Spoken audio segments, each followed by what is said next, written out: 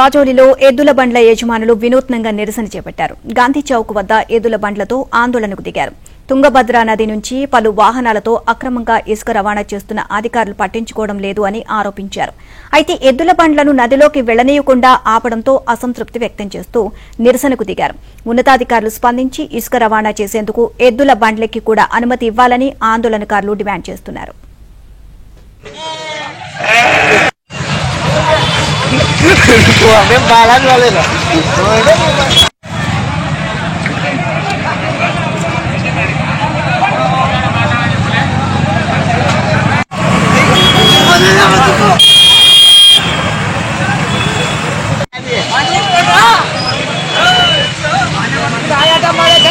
నుంచి పలు వాహనాలతో అక్రమంగా ఇసుక రవాణా చేస్తున్న అధికారులు పట్టించుకోవడం లేదు అని ఆరోపించారు.